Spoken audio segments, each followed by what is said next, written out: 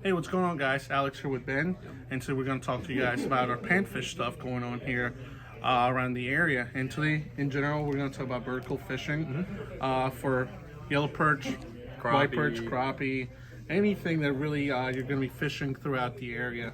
And this is going to primarily apply to fishing primarily like rivers and some deeper bodies of water, water like mill ponds in the deeper parts, or even some of these big reservoirs. Primarily you guys fishing on kayaks and boats on most of these tidal rivers on the eastern shore. This is going to apply really well for you guys.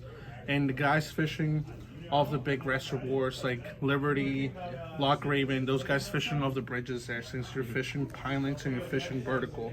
So we have a lot of lures here, and before we get to the lures, we're going to talk about obviously where to use them. Like what do we mean by vertical fishing? Explain to them what vertical fishing is. So vertical fishing, anytime you're kind of standing on an edge, you're in a decent amount of water, I'd say 10 plus feet around, you're going to be looking for those fish that are already pecking at structures, moving around, held up through the water column, and you're just dropping the bait right in front of them, jigging up above them, down below them, just kind of trying to entice a bite. Exactly.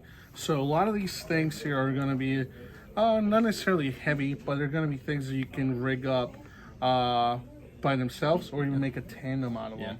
So, with a lot of these lures that we're going to show you, you're going to primarily use them like Ben just went over, around like, you know, if you're fishing, let's say the Pocomoke, Wacomico River, Tuckahoe Creek, the Chop Tank, you're going to be looking at the elbows on the rivers. Every little elbow, every turn, there's going to be a hole.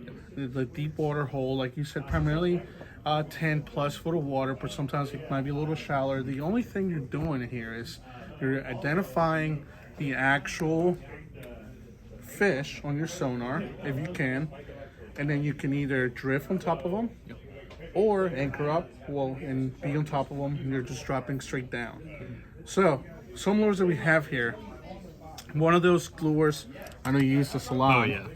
Tell us about that guy right there. So these are our Chesapeake Sabikis. We talk about them throughout the year. Honestly, they're just great rigs. You can use them all year long. All year long, multiple different species will bite on this. You get 2 rigs in a pack, and they're already set up in tandem for you. So you already have kind of something that looks like a bit of schooling bait. Right. Something that looks like an easy meal for these fish stacked up in those vertical situations. Yeah. So you put a weight underneath these guys, and the weight's going to be determined obviously by the depth and the current on some of these rivers. I will say anywhere from like 3/16 to maybe even an ounce at times, depending on how strong that current is. Now, you can run them simply just by themselves, or whenever it gets really tough, most people will be like, well, aren't you supposed to just run them by themselves? You can actually put bait on them too. Yeah. Now, people are going to argue, well, that's bottom rig. Yeah, but you can actually tip them with grass shrimp, minnows, etc. They work really well. Another lure that I personally like to use a lot is this little guy here. And this is, you know, like a little vertical rattle trap. There's so many different names for these guys. Little buddy, the thin fisher, everybody makes them. Now the cool thing about this, it's just a single lure. It's got treble hooks on there. And as you can see, it's got a couple time points on the top. So I like to drop it down, and as I'm drifting, I'm just kind of ripping it up and down. Not necessarily on the bottom. At times, I can actually bring it up a few cranks off the bottom if I'm seeing suspended fish and just doing this. You'll get that nice flutter. Exactly, you will catch fish. A couple other things here are these little flutter spoons. They're pretty much like micro flutter spoons that you can use for ice fishing, but you can actually use them out here. A lot of times when I'm fishing a lot of the mill ponds and I'm fishing a little bit shallower, let's say I'm fishing 5-6 foot of water, and I know there's like schoolfish underneath me, like I can see all the bluegill and whatnot, I'll put one of those down, drop it, and just flick it. And that's all I'm doing, enticing that bite, and it works really well. Now, I know you're excited about this plastic, so let's talk about those. So these are the Micro Finesse from Z-Man, and we also have something similar that are made by a local guy that are the Burt Stingers. They're just a 1.75 inch plastic. The tails on both of these baits are so sensitive, you don't need to breathe on them for them to want to wiggle. Right. They're just always moving. I really like these OG mushroom heads from Z-Man. They're a nice lightweight jig head. And with these lures, what you can do is you can bounce them on the bottom. You can cast them out, kind of work them like a Ned rig, just cast, let it go to the bottom, twitch, reel in, twitch, reel in. Or you can throw them in some like these Roadrunner heads, which have the underspin, and you can cast and retrieve, and it'll give a nice reflection in the water, move around some light, get the fish's attention. Oh yeah, especially even vertical with those guys. One of the reasons why I like those is because when you're actual vertical fishing with either a single or a tandem, you will have that flash. Yeah. That blade will give in one flash to your vibration, and that is key when I'm fishing colder water or I'm fishing dirty water. I want that vibration, I want that flash. Another tip about these new plastics here, the elastics. One thing that I'm thinking about utilizing these for is a slower fall rate. Yep. Whenever I'm fishing suspended fish, for example, crappie, in the Pokemoke for myself, a lot of times I'll find massive schoolsome. They're suspended up, 10 foot above the bottom. And I want something to get down nice and slow so I can keep it in that strike zone a lot longer. So those will actually slow down the rate. Yeah. One thing I always tell people, whenever you're using elastic material, you use a little bit of heavier jig head because that buoyancy on the plastic will slow it down. Exactly. And whenever you want to get down to the bottom, I always go with the Bustum stingers. It doesn't do any of that. It gets down to the bottom fast. And the cool thing about these too, sometimes I actually like to cut the body and just use the actual tail. Oh yeah. Make it a little bit smaller. Jig hits, once again, anywhere from 1/16, let's say 1/32, 1/16, 1/8 is typically what I'll keep tied on. And whenever we're having trouble with any bites, You always break out the gulp.